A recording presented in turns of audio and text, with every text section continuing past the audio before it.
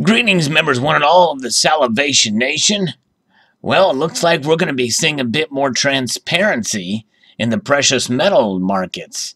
Here, this is a story from Market Watch. It says that London reveals the size of centuries-old gold market for the very first time, but it still trails the New York exchange. Let's explore.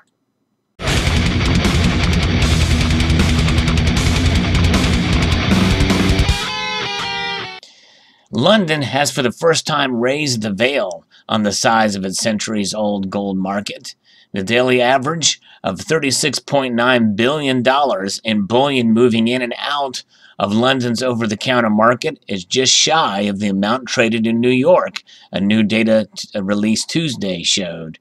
The LBMA, the London Bullion Market Association, said its members, which include large banks such as HSBC and JP Morgan, and those who back the popularly traded SPDR gold shares ETFs, and their holdings traded 30.2 million ounces of gold a day during the past week, including spot transactions, as well as swaps and forwards and other smaller loans and deposit. That compares to the 34 million ounces a day traded on New York's COMEX exchange. The daily average turnover for silver in London, meanwhile, is $5.2 billion, or just over 359 million ounces. The market has faced greater scrutiny and a louder cry for transparency as part of the regulator's efforts to contain risks following the 2008 and 2009 financial crisis. More trades from Zurich's settlement hub are also being released. The publication of LBMA market data can only strengthen the integrity and improve the reputation and position of the global OTC market, said Ruth Crowell, the CEO of the LBMA. The association said it will publish the data daily starting for the first quarter of 2019. LBMA accounts for most but not all of London trading activity, and some members are just beginning to report volumes. Contracted gold also trades on the London Metals Exchange, and futures trading has long been a more accessible window on precious metals pricing, including intraday trade changes. Gold for December delivery on COMEX put its first loss in 5 sessions on Tuesday, changing hands near $1,221.20 an ounce. So it's interesting. I don't think this is going to change much, but I think it'll help with some data collection on trades overall.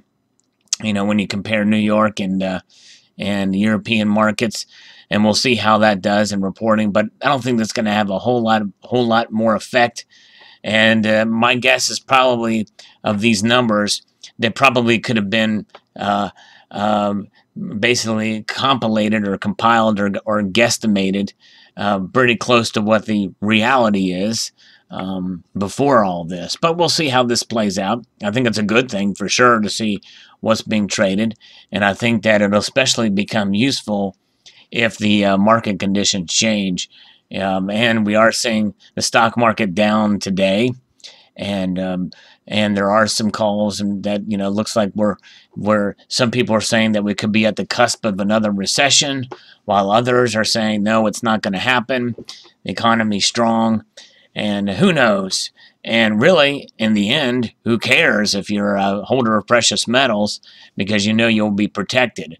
I mean, that's sort of a cold statement to say. Well, obviously, we all want the economy to do well.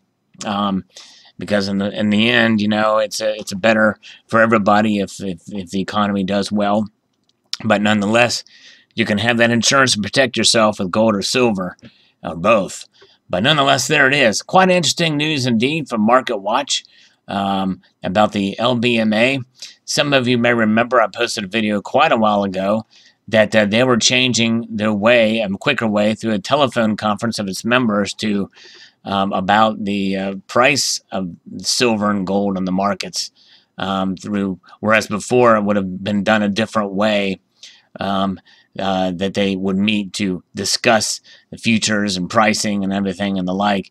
And where they set this now, it's a much more supposedly transparent process, from what I understand. But I've not really heard much about that since that had begun. But this is another evolution of the LBMA. and we'll see how things play out. But you see the big names there, HSBC, JP Morgan, and the like, and so we'll see how this does. I think that for those of you wondering about JP Morgan, this will give you a little bit more clue, a little bit more transparency in the numbers that they're trading, because we've got to get them through this organization, how it's reported there. Interesting indeed. Post your thoughts below about this news. I'd like to extend a multitude of gratitude to y'all for watching, and encourage you to please rate, comment, and subscribe.